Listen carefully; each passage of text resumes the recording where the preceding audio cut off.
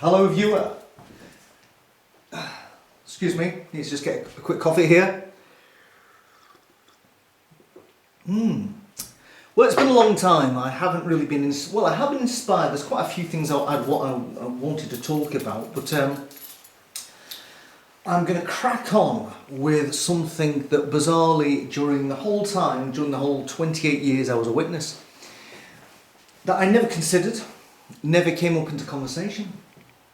All the time I went out witnessing and pioneering with a whole host of different people, different ages, different congregations, that never once this came up in conversation either, which is a bit extraordinary when you come down to it. You know when you look at Jehovah's Witnesses and you look at the things that they used to do in dramas back in the good old days, and now that they do in their little crappy videos. They seem to think that when witnesses come together to associate with each other, or they're out in the field service, that the conversation goes something like this. It goes like, oh, did you really enjoy Brother Brown's talk last night? Oh, I felt it was so encouraging. It was so encouraging. I especially liked that point where he brought out the true meaning of Romans 2 verse 3. I hadn't really thought about that before. What do you think? Yes, I agree with you. Now, sorry, that never happens. I don't know what fanciful, strange world that the governing body believe those conversations happen, but needless to say, 28 years, association, field service, never really happened. I do remember having a lot of conversations, talking, mostly gossiping about what was going on in the hall with this brother and this sister, and how bad this person was at giving, Goodings was at giving bad talks. If you were a young brother and another young brother, you talk about sisters that you fancied, or if you were married or single still, you talk about football, you talk about holidays, you talk about books, films, your life, TV programs, you name it, anything but having that ridiculous fancy conversation when you talk about the encouraging thoughts brought out by Brother Brown during the meeting last week. Never happens. But what should have come out many times is this thought of the aftermath of Armageddon. Why should it come out? Why should that come out? Well, it's quite simple. The reason why it should come out is because that is all Jehovah's Witnesses are about. Jehovah's Witnesses aren't like some Christian organisation who just gather together to enjoy Christian association, to sing some songs and to, coffee mornings and just to encourage each other and help out. That's not what Jehovah's Witnesses are about, because that's enough what little Christian church is like, where they meet on a Sunday, they have maybe a little meeting during the week, and they do little clubs and associations or whatever, sponsors to refit the church, whatever it is. That's not what Jehovah's Witnesses is about. Jehovah's Witnesses are all about one thing and one thing only, and that is surviving Armageddon. And we know this because most of the songs were about things like keep your eye on the prize, things about, talks about running, keeping on the race, to endurance, keeping your integrity in the end, keeping faithful to the end. All the talks, all the assemblies are all programmed around trying to ensure that the witnesses don't drop out before Armageddon comes, and surviving Armageddon. Not only you surviving Armageddon, but also, but your family surviving Armageddon, your friends, and as many people that you can go out and witness to tell them that they too need to survive Armageddon, because Armageddon, without, let's not minimise how bad this be. Tony Morris recently said that it was going to be a spectacular slaughter. So yeah, Armageddon's pretty damn big. It's pretty damn big. But bizarrely, when you look at Jehovah's Witnesses illustrations of the aftermath of Armageddon, day one, I think I've maybe seen one or two. There's lots that deal with Armageddon kicking off, going back to the book I first read, which was Paradise Lost, Paradise Games.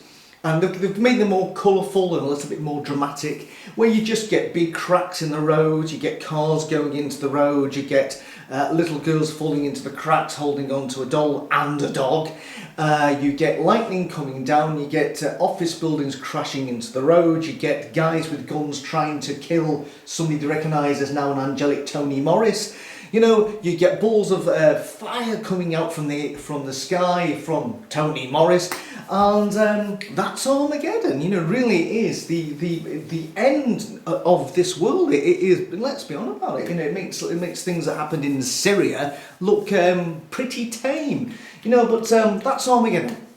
And then the next scene, which you sometimes get, is where you see a burning city in the background, and you get to see all the happy, smiling Jehovah's Witnesses in a little line, walking away from the city, all smiling. For some bizarre reason, they're dressed in their regional dresses. You know, I don't know why they haven't shoved a Scotsman in there yet, who's just, full length in his kilt. You know, the end of the world's just happened. I'm just going to walk out with my kilt and bagpipes and play pipe on the prize. You know, this is where we're going with this. And of course, the next scene that we always get is the scene of the paradise, where there's a group of blokes building a lovely house with a lovely view, and all the women are preparing these lovely vegetables and lovely fruits while the children are stroking lines. And that's it. So we're going from total destruction, walking away from destruction, and the paradise. And that's all we think about. We just, always, you've got to survive that to get to that. But we never, ever thought, never ever considered, well, certainly I didn't, I don't know if anybody else did, of day one, the aftermath of Armageddon. So I'm going to put this to right now. I'm trying to now give an illustration, and it is only my version of this, but I'm sure my version of this cannot be far from the truth if this really did go down. So I'm going to deal with two characters. I'm going to call Sister Faithful, not Faithless, that's a band, Sister Faithful, and brother, an elder, called Brother Gives Good Talks. So, with much further ado, we'll crack on. Okay, Sister Faithful. She's 80 years of age. She lives in a block of flats in a city. Let's call it Glasgow. So she lives in Glasgow, a block of flats. She lives on the 18th floor. It's 25 stories tall. And there's 1, 2, 3, 4, 5, 6 different flats on her floor. Well, it could be 8, because some of them are massive in Glasgow. She lives there, and she is now got arthritis. She's quite infirm. She never got married. The reason why she never got married is because years and years ago, when Armageddon was even closer than it's supposed to be now, that they were saying, don't make a man ahead of your household. Don't burden yourself with marriage. If you can do without marriage, dedicate your life to God and to pioneer, because along with marriage sometimes you have children. So dispense with marriage, dispense with children, dedicate yourself to God. And this is what she did. She pioneered for decades and decades and decades. And yet, I'm not making this up, because I know sisters who did this. I don't know why I still refer them to the sisters, but let's pretend I'm a witness still. So the sisters did this. So she's in a flat now, high-rise flat, where she feels quite safe and secure. It's a little one-bedroom flat, and she lives there. She can't go out on the service anymore, but she views that group of flats, that flat, as her own personal territory. And what she does is she goes out and witnesses at least once a week. And of course, because there's a lift to every floor, it's dead easy. She just goes out, chaps all the doors on her floor, gets the lift to the next one, so she doesn't have to climb up and down stairs. It's really easy for her. And as a result, she knows near enough every single family who live in the flat. She knows them all. They all know her, and they appreciate her coming round, and her faith to go round, they're impressed with. But at the end of the day, none of them have embraced her beliefs, and she knows them all well. She knows the children. She loves a lot of the children, especially because a lot of the children look forward for it to come down, because they still take the little Jesus books and that, which she obviously gives to them. And none of them, one of them took a Bible study once, but that was about it. Some are regular magazine placements. Quite a lot of them invited her in. A lot of them at Christmas time even they give her Christmas cards, even though she said, I don't believe in Christmas. And they sometimes, just chap on the door to see how she's doing and invite her in for a cup of tea. So that is Sister Faithful. Now, Sister Faithful, as the Great Trib finally knocks into place and there's like anarchy and the world order sort of collapsing all around the world, she's been quite canny because she's brought in a lot of cans. So she's gone up to a local Tesco's before the winners got pushed in, everybody went down and wrecked the place. So she's got a whole larder full of cans. And with her arthritis, she's lucky that she's got an electronic can opener. So she just puts it on, press it down and zoop, it comes off, and she managed to turn it over into a pan. So she's all right. Now, as the Great Trib was going down, Brother gives good talks, who lives in a big house not far from where she lives, said, why don't you come and stay with us? Why? Because I don't like the idea of you up in that flat on your own. And she says, no, it's my house. I've lived here for 10 years. Good community in the flats. We're all looking after each other. When Tesco's got robbed, that people made sure that I had enough food. In fact, they even gave me some more cans. So, okay, so she's up there and Great Trib goes down, and then eventually, Armageddon happens. And what a fearful spectacle it was that particular night. She gazed from a window, she had a vantage point, she could see the balls of fire coming down, she could see office buildings collapsing, she could see the fissures in the ground opening up. She actually watched as cars went down the fissures. She saw balls of fire coming out, enveloping a whole car. It was a fearful, frightening, scary sight. It went on and on and on. She could hear screams. She could hear the occasional gunshots from Glasgow gangsters who were trying to shoot Tony Morris. And it was petrifying. She was literally scared nearly to death. So she closed her curtains, and then all of a sudden the lights went out. She sat in a couch and then went to her bed and tried to get some sleep as Armageddon, as the destruction of everything we've ever known since, day one, collapsed around us. The collapse of everything we know, all the social orders, the infrastructure that we have lived and known for hundreds of years. She wakes up the next day. She goes up to the curtains in the flat, she opens them up. All she can see is death and destruction. She can see burning bodies, burning cars. She can just hear car horn alarms sounding all the time. And it makes her really sad. Just to see this destruction is just awful, because she lived through the bombing in World War II when the Germans bombed Clyde Bank, and it reminds her of this. She can hear dogs barking in her block of flats, and the reason why dogs are barking is because they're trapped inside a flat with their dead owners, and their dogs will very shortly have no choice but to start eating off the faces of their dead owners who they would once die for, but now the owners have died for the dogs. So she listens to the door, she can't hear anything, nobody's chapped her door to see how she is, nobody's phoned her, and the reality dawns that she has been the only survivor of Armageddon in her block of flats, the only one. And she's filled with sadness because she loved a lot of these people. She's really friendly with the Sikh family, the Hussein family, the Tariq family, the Sanchez family, the O'Donnells, the Johnsons, the McTavishes. She's friendly with all these people, even the ones that came from Eastern European, first people that they got to know, even though their English was a bit poor. And she loved a lot of these people. Loved them because she didn't have her own children, she viewed a lot of the children as her own grandchildren, and a lot of the mothers as her own child. And it made her very sad.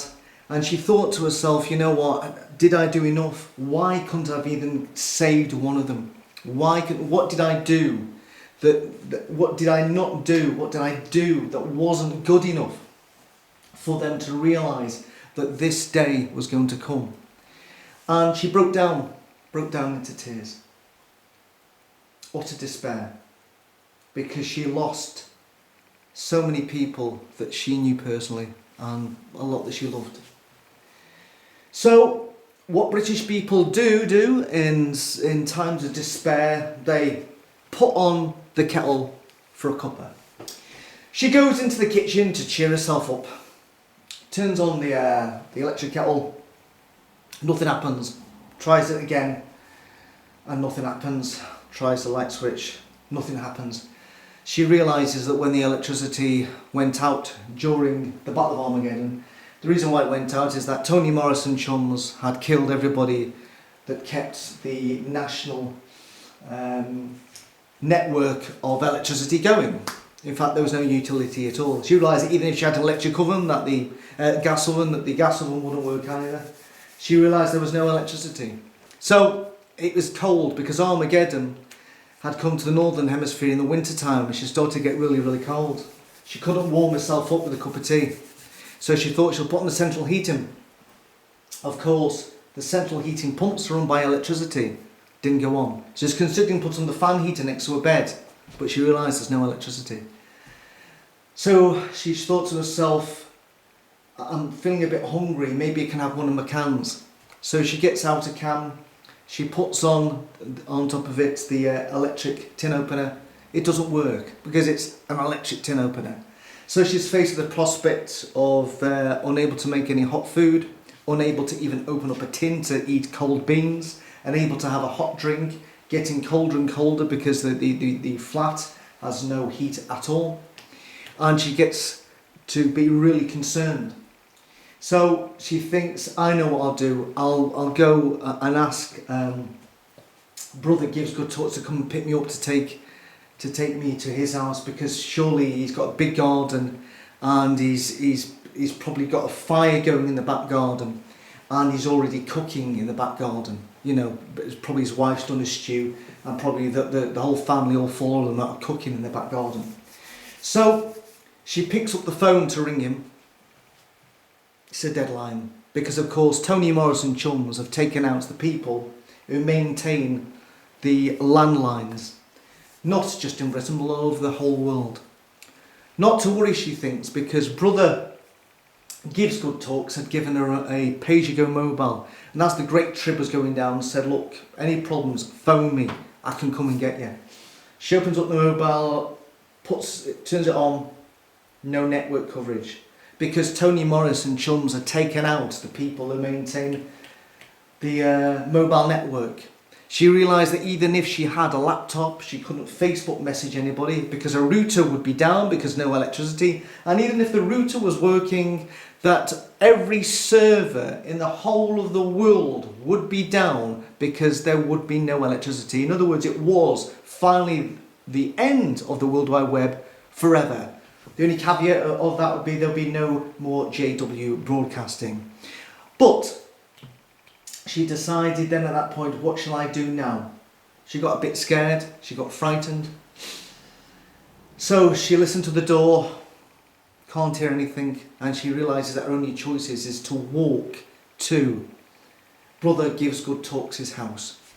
She opens up the door, she looks into the hallway, left and right, and down on the left, huddled by their door, is the Sikh family. The children who she viewed as her own grandchildren because they lived on the same floor as her. And there they are, dead, killed by an angelic host. Maybe personally killed by Tony Morris. Because unfortunately, when she'd gone to their door, despite being a loving family and good neighbours, they never became Jehovah's Witnesses. She burst into tears as a reality of seeing the dead bodies of people she loved. She thought to herself, I need to get out of here. I can't stand this anymore. She goes up to the lift door, presses the lift, not knowing that when the lift door opens, who's going to be inside. But of course the lift door doesn't open because there's no electricity. She then has the prospect of having to make her way down 19 different floors to get outside, hoping that the electronic door outside is actually open. She tries to push the fire escape door with all her might and just manages to get it open. She's struggling to push it open. The reason why it's struggle is because as she puts her thin frame through the door is that there's another dead neighbour the other side of the door. And as she slowly makes her way down all the flights of stairs, she passes more of the people who lived on the other floors, who also Tony Morris and chums had taken out that night. Good, nice, loving people, but unfortunately they were Muslims, Sikhs, Hindus, Buddhists, Christians, Protestants and Catholics. They never embraced the truth, weren't Jehovah's Witnesses, and as a result, God deemed them worthy of death. And she thought to herself, was this really necessary?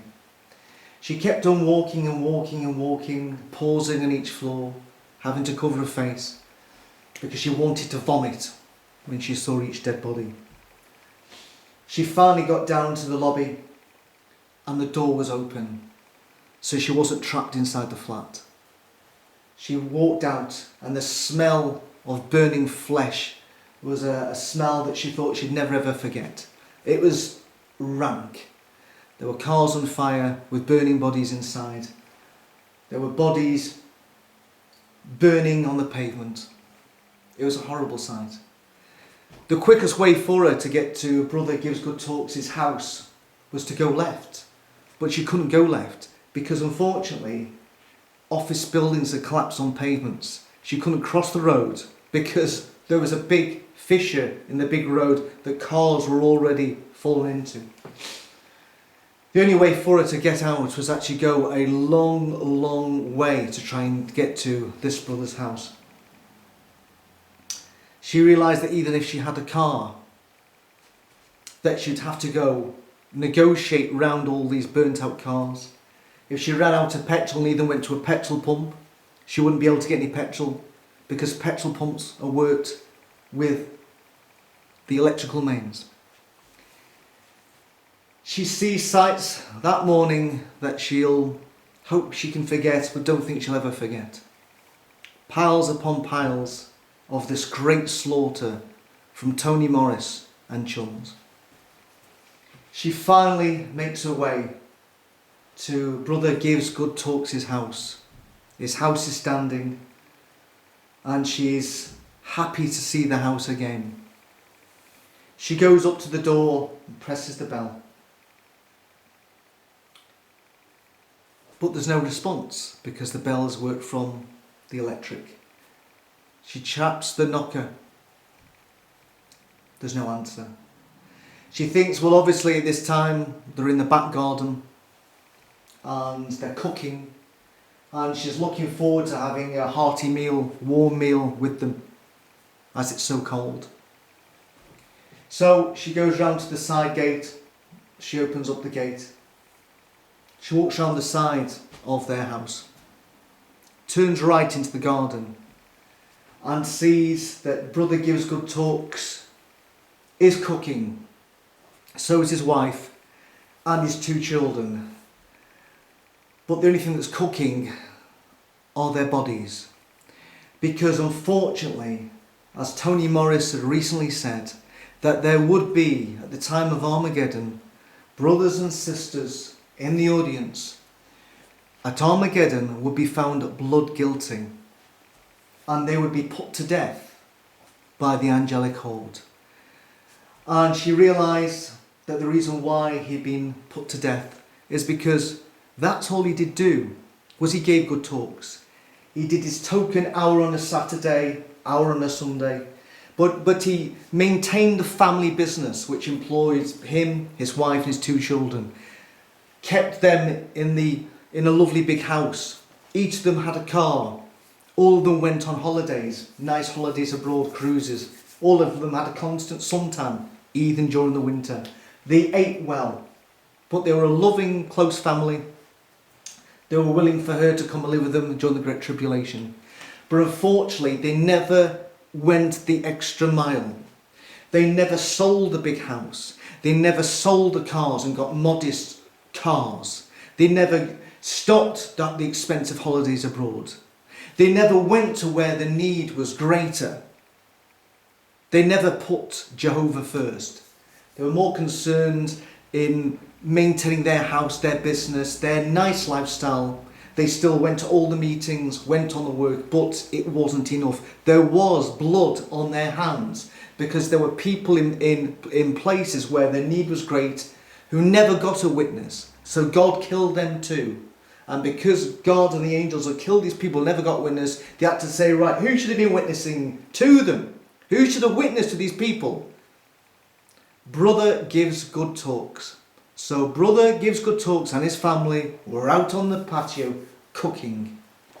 Sister Faithful broke down in tears and thought to herself, is this really what I have been wanting all my life? Is this really an act of a loving God?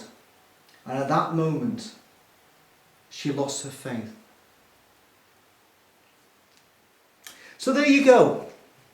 There's one version of one person and a cooking family that could realistically happen the day after Armageddon. And I don't know why I never ever thought of this scenario before. And probably the reason why we don't think about it is because the governing body don't like us to think about it. They just see cities falling apart and a stream of happy witnesses walking away from this utter scene of destruction. It's not funny. It really isn't funny. When you get guys like Tony Morris talking about a stupendous slaughter, and when he sort of revels in the things that he saw in like Vietnam or Korea, wherever it was, where bodies pop open like hot dogs when they're on fire, and yet that's what he wants to do. During the Great Trib, he wants to ascend to heaven and be at the forefront. You can imagine Tony Morris as a lean, mean killing machine. Balls of fire, boom, boom, boom. I want to see those bodies popping. And not all the evil people. No, they're just nice people. Nice families, who just never accepted the message from Jehovah's Witnesses. So, these people who are leaving from the city, where are they going? It's always sunny. It's always sunny. They're and they're all smiling. Now, honestly, if Sister Faith was in that group, would she be smiling? People that she genuinely loved to death. The closest family, Brother gives good talks, are burnt to death and she stumbled in their bodies. Will she be smiling? There'll be people in that line of people after Armageddon who've just lost their sons, their daughters, their grandchildren, their mothers, their fathers, and maybe even their husbands. Will they be smiling as well? Will they be thinking, yes, Jehovah, I really understood why you put my husband to death. He was a good man, he was a nice man, he was a faithful husband to me, he brought up my children, he provided, but he never ever accepted the truth. In fact, he didn't believe in God. So you killed him. Would she be smiling? Would she then get out the national costume, put it on and walk along smiling and singing, I don't think so. And where are they walking to anyway? They've just come out of a city, there is no utility, there's no running water, there's no heat, there's nothing, there's no way to communicate with anybody else, there's no ships, there's no cars, there's no lorries, there's no trains, there's no planes, there is nothing. Where are these people going to? It's like, when World War II went down and you had thousands of people were walking out along these roads, not know where they're going to because their cities have been destroyed. They're just walking along with their few meagre belongings. Where are they going to? They could go to a farm and go up to the first farm and go, right, who's in the farm?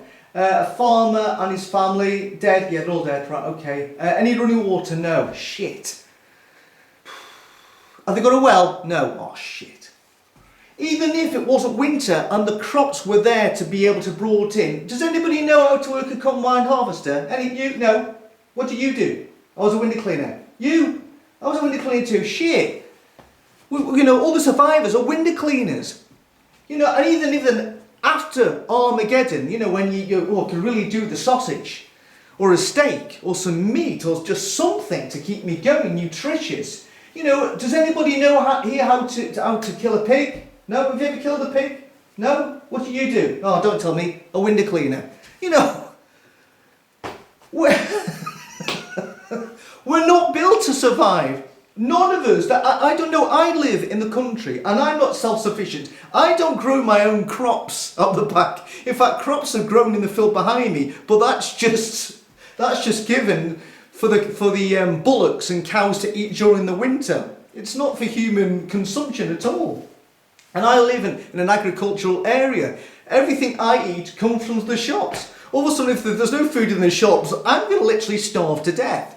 So I'll probably have to mob and all these people are walking away from the only source of real food, which is back in the city. They're all walking out. They've just lost loved ones galore, seen some of the most horrific sights they've ever seen in their lives. And they're walking aimlessly into the country, probably in the winter where there's no crops to come in anyway, thinking, where are we going to sleep? Where are we going to eat? Where am I going to have a shower? Where going to have a shit? Oh my God, this is the reality of aftermath Armageddon that nobody wants to talk about. It's just extraordinary. And then the next bit, of course, you know, all of a sudden, there you go. It's, you know, the paradise, the lions, the houses, the fruit. It's just bollocks. It really is. You know what it's like? The only thing I can like in this scenario is a TV program called The Walking Dead. Whereupon it ain't safe to be in the city anymore. And there's just loads of bodies just, you know, in cars rotting away, and the smell's horrible, and people are foraging for stuff, and most people have tried to move in the country to sort of, in communities, build some new lives. And of course there's these hordes of people called the Walking Dead just walking aimlessly. Ironically, after Armageddon, guess what happens? The dead begin walking. The world will be full of the Walking Dead. They'll be coming back. Woo, hey, I'm back. What's happened? I thought I was going to be in heaven. What's going on? Shit. I'm starving. Any food? What? No food at all? Oh, great. When are we going to sleep? Well, we're going to no houses either. This is shit. I was better off dead. So there you go. There's the reality of the aftermath of Armageddon Day 1. So if you've still got any chums with Jehovah's Witnesses, why don't you ask them? Why don't you just sit there one day and say, do you want to give us what happens the day after Armageddon? See, in the morning you wake up after Armageddon. How does that go down? How do you get in contact with the Bethel in London or the Bethel in America? In fact, the contact between countries will cease because, of course, you know, the only way you'll be able to get from one place to another is through sailing ships. And not many sailing ships, you know, are able to do that journey. The Vikings did it and they ended up, well, at the top of America. But, you know, I don't think all the men are really into, you know, doing the oaring. You know, it's just bollocks. All of a sudden, it's ended. You know, if you've got any friends or relatives who live in Australia, forget it. You'll never see them again. There's no planes. There's no long haul flights. There's no like, oh well, at least we'll get on a ship. It'll take a couple of days. That's the end. There's no, well, I'll tell you what, I'll send them an email. Oh shit.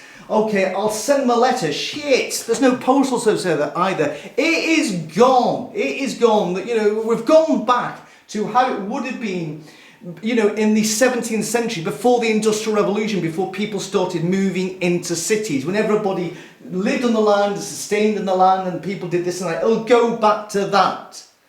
But unfortunately, none of us, who the majority of the witnesses who live in cities and towns, will have no skills to live that life, because we've all been brought up in an industrial world, and we all do stupid jobs on laptops, and you may as well throw every laptop out the window. You know, I tell you, how do you grow carrots? I don't know, just Google it. Oh shit! Oh my God, can you just imagine it? And the thing about it is, witnesses will say to you, oh, well, don't worry, because Jehovah will provide. Well, I tell you what, let's just go back to the time of Noah, right? So let's go to back to the time of Noah. So when Noah was told, oh, by the way, I'm going to very shortly kill every living thing on this earth unless they're in a wooden box. It'll be the worst case of animal cruelty ever. I'm going to be responsible because I'm a loving God. And I'm going to kill everybody on the earth, but you've got to go out and witness to them. I want you to try and convince them this is what I'm going to do, because I really love them, really, and I want you to personally go and witness to them. And I tell you what, while you're busy doing that, I'll get some of my strong angels, the big handy blokes, and they're still able to assume a physical body. They're going to go down there, they're going to build this ark for you, and they're going to gather in all these animals that you've never seen before in your life, from Australia, New Zealand, countries you don't even know exist, animals like kangaroos and koala bears that you don't even exist in the Middle East, and funny enough, very shortly after the flood's finished, won't be in the Middle East again either. Figure that one out. And the angels are going to bring them all in. They'll build your ark for you and they'll bring them all in. And you can get on with the preaching work.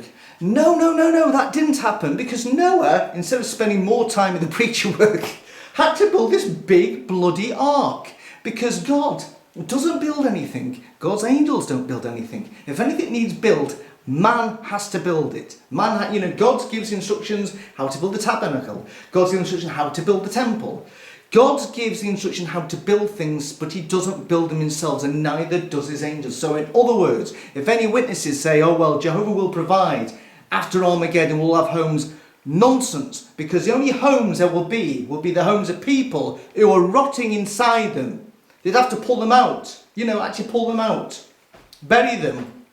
And then when you try to turn on the water for a cup of tea, no water, no electric, nothing at all. This is reality. So if you've got any Jehovah's Witnesses who come around to see regularly, just ask them, just take me through the aftermath of Armageddon day one. How does it work out for you? Because I bet you they've never thought about it. Anyway, there's my thoughts on this. So, in fact, if you start thinking about it, I bet there's loads of different scenarios which I have not even personally thought about, but that's my version that's my truth of the truth. And as you can see, when you listen back to that, really, Armageddon, it will be horrific. And I can only thank God, well, not thanking God, that I don't believe it's going to happen. So there you go. Well, for these guys up there, it still does. So just give it to them. Both barrels. Pretend it's Tony Morris. Anyway, see you later.